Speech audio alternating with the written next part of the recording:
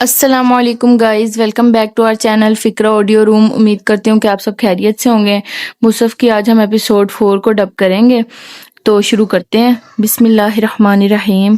اور جب تک پکوڑے بنے بارش ہلکی ہو چکی تھی اور سب لڑکے لڑکیاں برآمدے میں بیٹھے 2 منٹ میں ہی پکوڑے چٹ کر گئے تھے، اور اب حسن سب کو لانگ ڈرائیو پہ لے جانے کا پلان بنا رہا تھا۔ تم لوگ بھی کیا یاد کرو گے کس سخی سے پالا پڑا تھا، وہ ٹانگ پہ ٹانگ رکھے بیٹھا فرضی کالر جھاڑ کر کہہ رہا تھا۔ حسن فضا چچی کا بیٹا اور ندا سامیہ کا بھائی تھا۔ شکل میں ندا سے مشابہ تھا، بڑی بڑی پرکشش آنکھیں اور سانولی رنگت، البتہ عادتوں میں وہ قدرے مختلف تھا۔ اس نے فضا کی میٹھی زبان کو مستعار لی تھی مگر کڑوا دل نہیں لیا تھا۔ وہ گھر کا واحد فرد تھا جو دل کا بھی اچھا تھا، نرم گو، صاف دل اور ہینڈسم۔ ابھی ابھی وہ آفس سے آیا تھا اور کوٹ کرسی کے پیچھے ٹکائے آستینے فولڈ کیے بیٹھا۔ وہ تھکن کے باوجود سب کو آؤٹنگ پہ لے جانے کی دعوت دے رہا تھا۔ کون کون چلے گا؟ سامیہ بلند آواز میں پوچھنے لگی تو محمل بھی دل میں مچلتی خواہش کے باعث قریب آ گئی۔ میں بھی چلوں گی۔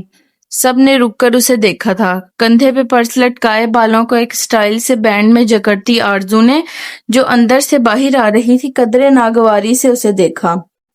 ان کو بھی یہ شوق ستانے لگے ہیں، اور پھر سب ہی ساتھ ساتھ بولنے لگے۔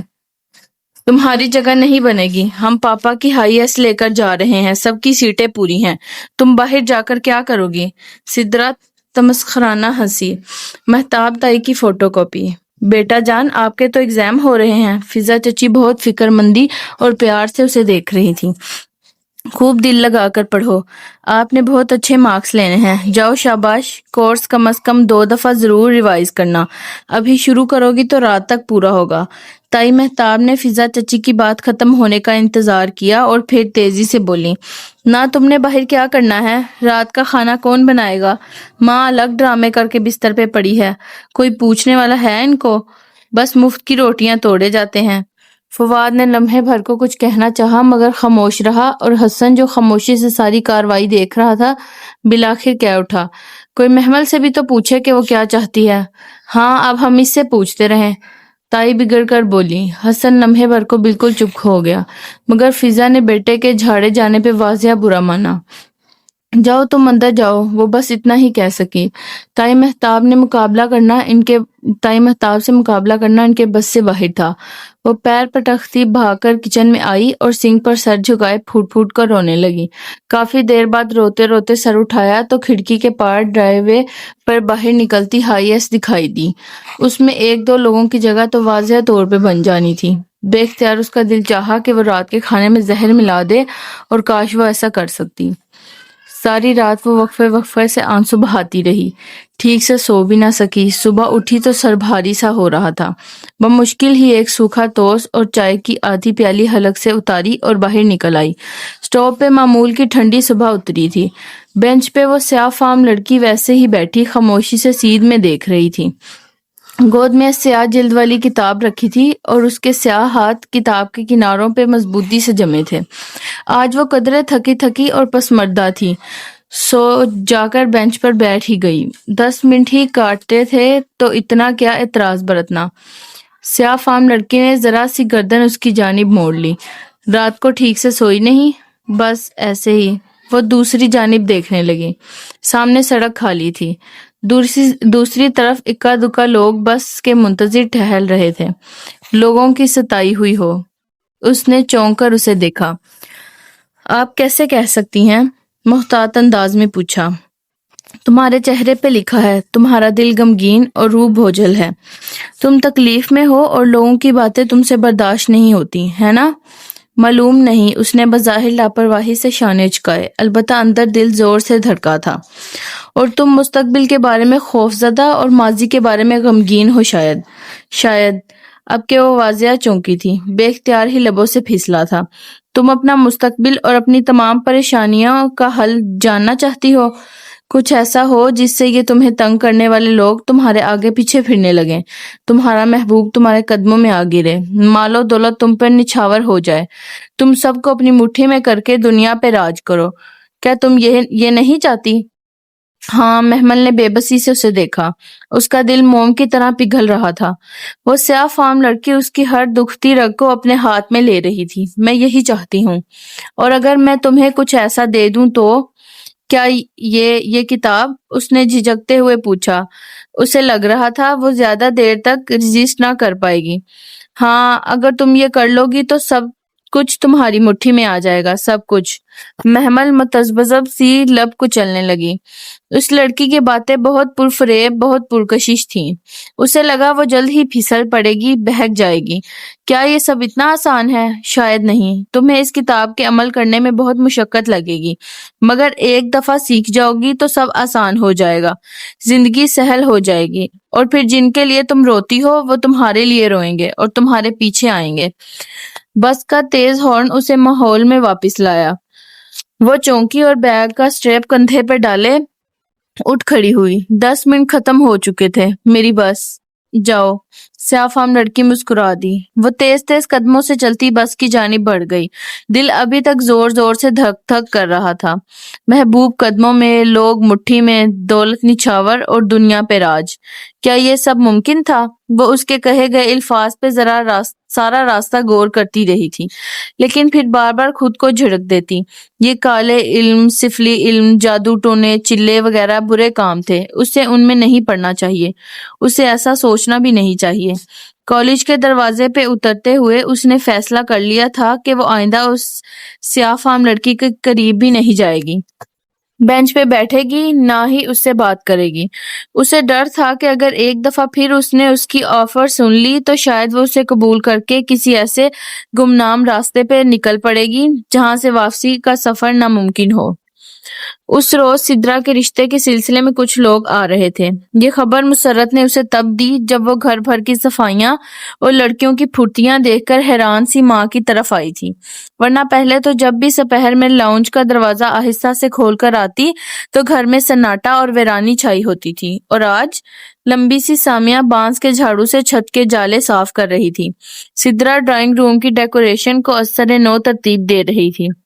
ندا ماں کے سر پہ کھڑی لان کی صفائی ستھرائی میں مشغول تھی تو مہرین مہتاب تائی کے سر ہلاتے کوئی ہدایت سن رہی تھی۔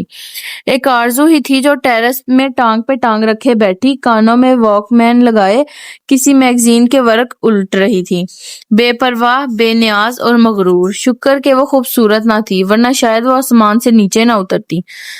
رشتہ سدرا کا ہے اور یہ خود غرض خاندان سارے کا سارا لگا ہوا ہے۔ مطلب؟ آہستہ بولو۔ مسرت نے گھبرا کر ادھر ادھر دیکھا، پھر آہستہ سے بتانے لگی۔ دراصل بھابھی بیگم کا محض اندازہ ہے کہ رشتہ سدرا کا ہی ہوگا۔ نعمان بھائی کی بیگم نے خصوصاً کسی کا نام نہیں لیا، سو فضا کو شاید کچھ امید ہو۔ نعمان بھائی کی بیگم کون؟ تمہارے ابو کی دور کی رشتہ دار ہیں۔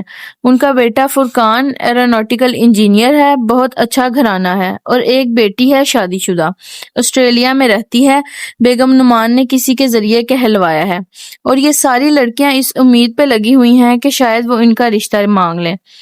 واٹ ربش! وہ تمسخرانہ ہنس کر اپنے کمرے کی طرف چلی گئی۔ شام میں مسرت نے اسے کچن میں مدد کے لیے بلوا لیا تھا۔ اچار گوشت، بریانی، سیخ کباب، فرائیڈ مچھلی اور کتنا کچھ کریں گی آپ؟ وہ برتنوں کے ڈھکنے اٹھا اٹھا کر جھانکتے ہوئے پوچھ رہی تھی۔ یہ سب تو تیار ہے، تم میٹھے میں 2 چیزیں اور رشین سلاد بنا دو، اور چائے کے ساتھ سنیکس بھی۔ چائے بھی اور کھانا بھی؟ وہ کمر پہ ہاتھ رکھے حیرت سے بولی۔ اتنا کچھ کس لیے؟ کیا اتنا رشتوں کا کال تھا؟ سدرا باجی کے لیے۔ آہستہ بولو، میں کسی سے ڈرتی تھوڑی ہوں، ابھی جا کر منہ پہ بھی کہہ سکتی ہوں، اور تمہارے اس کہنے پہ باتیں تو مجھے سننی پڑتی ہیں محمل۔ وہ تھکن سے آزردہ سی بولی تو وہ خاموش سی ہو گئی، پھر دوپٹہ کی گرہ کس کر کام میں جٹ گئی۔ چائے کی ٹرالی اس نے بہت اہتمام اور محنت سے سجائی تھی۔ اس وقت بھی وہ پنجوں کے بل بیٹھی ٹرالی کے نچلے حصے میں پلیٹیں سیٹ کر رہی تھی جب مہتاب تائی کچھ کہتی ہوئی کچن میں داخل ہوئی۔ سدرا ان کے پیچھے تھی۔ سب تیار ہے؟ جی۔ اس نے بیٹھے بیٹھے گردن اٹھائی۔ مہتاب تائی قدرے عجلت میں نظر آ رہی تھی۔ ٹھیک ہے سدرا، تم یہ لے جاؤ۔ اور مٹھائی کدھر ہے؟ میرا خیال ہے چائے کے بعد ہی بات پکی کر دیتے ہیں، مٹھائی تب تک سیٹ کر لینا۔ وہ تو رشتہ مانگنے آئی ہیں تائی، بات اتنی جلدی پکی کر دیں گی؟ وہ حیران سی ہاتھ جھاڑتی کھڑی ہوئی اور تائی بھی کسی اور موڈ میں تھی، سو بتانے لگیں، ہاں تو اب مزید کیا انتظار، لڑکا اتنا اچھا اور خوش شکل ہے، پھر ہمارے پاس کوئی کمی تھوڑی ہے، منگنی آرام سے مہینے 2 مہینے تک کر دیں گے اور شادی سال 1.5 سال تک، ایسی دھوم دھام سے شادی کروں گی سدرا کی کہ زمانہ دیکھے گا۔ ان کے انداز سے تکبر کی بو آتی تھی۔ ایک لمحے کو محمل کا دل چاہا نفیس سی وہ خاتون جو ڈرائنگ روم میں بیٹھی ہیں وہ سدرا کو ناپسند کر کے چلی جائیں اور تائی صدمے سے بیمار ہی پڑ جائیں، آخر خود پہ غاصب لوگ کسے اچھے لگتے ہیں۔ مگر شاید ادھر تو سارے پلان بن چکے تھے۔ سدرا نازک ہیل کی ٹک ٹک کرتی ٹرالی دھکیلتی لے گئی اور وہ خالی کچن میں خاموشی سے کرسی پہ بیٹھ گئی۔ مسرت بھی مہمانوں کے پاس تھی، جانے کیسے تائی کو ان کے فرد ہونے کا خیال آیا تھا اور ان کو وہیں بٹھا لیا تھا۔ ٹشو محمل، ٹشو، نائمہ چچی نے زور کی آواز لگائی تو وہ تیزی سے اٹھی، ٹشو رکھنا بھول گئی تھی۔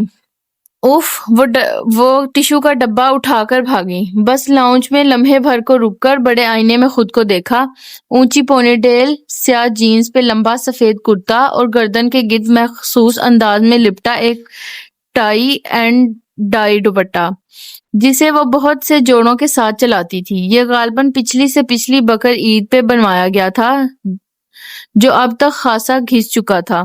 خیر، کون سا میرے رشتے کے لیے آئے ہیں؟ وہ شانے اچکا کر ڈرائنگ روم کی جانب بڑھ گئی۔ نفیس اور باوقار سی بیگم نعمان بڑے صوفے پہ تکلف سے بیٹھی مسکراتے ہوئے تائی مہتاب کی بات سن رہی تھیں۔ اسے آتے دیکھ کر قدرے خوش دلی سے اٹھ کھڑی ہوئیں۔ محمل بیٹا، آپ اب آئی ہو؟ کب سے پوچھ رہی تھی تمہاری تائی سے۔ وہ ایک دم گڑبڑا سی گئی لیکن سنبھل کر آگے بڑھ کر ملی۔ السلام علیکم۔ وعلیکم السلام۔ اتنی دیر سے پوچھ رہی تھی تمہارا۔ وہ میں، ہاں آئی نو بیٹا، تم اس اہتمام میں لگی ہوئی ہوگی۔ مجھے یاد ہے جب میں کریم بھائی کی عیادت کے لیے آئی تھی تو اس اکیلی بچی نے سارا کھانا بنایا تھا۔ وہ اسے اپنے ساتھ بٹھا کر پیار سے دیکھتے 2 برس پرانی بات کر رہی تھی۔ وہ گھبرا کر کبھی تائی کے تنے نکوشت کو دیکھتی تو کبھی سدرا کی متغیر ہوتی رنگت کو۔ وہ تو بس ٹشو دینے آئی تھی، پھر اتنا استقبال چہ معنی دار۔ آپ یہ ڈرم سٹکس لینا بھابی، یہ۔ تائی نے ان کی توجہ ہٹانا چاہی۔ ارے یہ تو میری فیورٹ ہے۔ محمل، تم نے بنائی ہے نا؟ مجھے یاد ہے تم نے اس دفعہ بھی کھانے میں یہ بنائی تھی، اور فری بیٹی اسپیشلی تم سے ریسپی پوچھ کر گئی تھی اور اسے سمجھ میں نہیں آ رہا تھا کہ کیا کرے۔ بے بسی و بے چارگی سے وہ مشکل سر ہلا پا رہی تھی۔ ادھر تائی مہتاب اب پریشان ہو رہی تھی۔ یہی تو ہمیشہ سے ہوتا چلا آ رہا تھا۔ سدرا کے رشتے کے لیے آنے والی ہر مہمان کو وہ محمل اور مسرت کی بنائی گئی چیزیں یہ میری سدرا نے بنائی ہیں کہہ کر پیش کرتی تھی، مگر جانے کب وہ خاتون ان کے گھر کی ساری سنگن لے گئی تھی۔ بس بھابی، بچیاں ماشاءاللہ سب ہی سگڑ ہیں ہمارے گھر کی۔ فضا چچی نے بظاہر مسکرا کر بات سنبھالی مگر قدرے بے چین وہ بھی تھیں، کہیں کچھ بہت غلط تھا۔ جی مگر یہ سب تو سدرا نے بنایا ہے، بیچاری صبح سے لگی ہوئی تھی، مسرت نے جلدی سے کہا۔ جی جی، تائی مہتاب نے فوراً تائید کی۔ Very good Sidra. بیگم نعمان اب باکس پیٹیز لے رہی تھیں۔ یہ باکس پیٹیز تو بہت اچھی بنائی ہیں سدرا، اس کی فلنگ میں کیا کیا ڈالا ہے؟ اور سدرا کے تو فرشتوں کو بھی علم نہ تھا کہ باکس پیٹیز میں ڈلتا کیا کیا ہے۔ وہ ایک دم کنفیوز سی ہو کر ماں کی شکل دیکھنے لگی۔ دراصل میں کوکنگ کا بہت شوق رکھتی ہوں اور میرے بچوں کا ٹیسٹ بھی بہت اعلیٰ ہے۔ نعمان صاحب خود منفرد اور اچھے کھانوں کے رسیاں ہیں، اس لیے ہمیشہ کہتے ہیں کہ بہو ڈھونڈنا تو اس کے ہاتھ کا ذائقہ چکھ کر ہی رشتہ مانگنا۔ ویسے تو آپ کی ساری بچیاں ہی ماشاءاللہ بہت خوبصورت اور سلیقہ مند ہیں، مگر محمل تو مجھے خاص طور پہ عزیز ہے۔ سیدہ آپا نے ذکر تو کیا ہوگا کہ میں کسی خاص مقصد کے لیے آ رہی ہوں، تو اب لمبی چوڑی کیا تمہید باندھوں؟ مہتاب آپا، فرقان تو آپ کا دیکھا بھالا ہے، اللہ کا شکر ہے، اس نے ہر طرح سے نوازا ہے ہمیں۔ بس محمل کے لیے میں آپ لوگوں کے پاس سوال کرنے آئی ہوں، اگر ہو سکے تو اسے میری بیٹی بنا دیں۔ اور مہتاب تائی سے مزید سننا دشوار ہو رہا تھا۔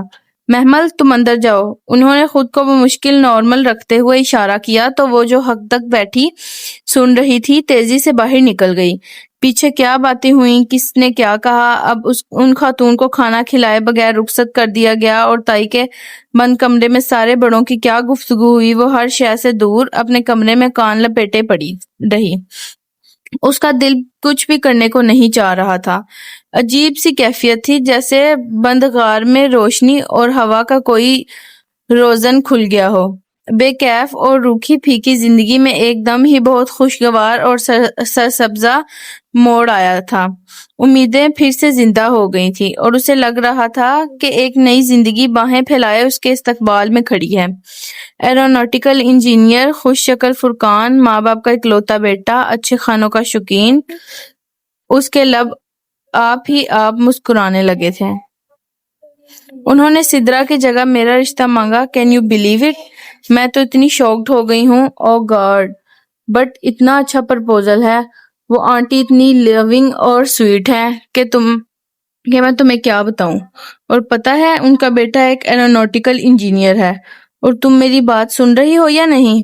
اس نے فائل میں صفحے ترتیب سے لگاتی نادیہ کا کندھا ہلایا تو وہ ہاں بتاؤ نا پھر کیا ہوا کہہ کر پھر سے صفوں کی ترتیب ٹھیک کرنے لگی۔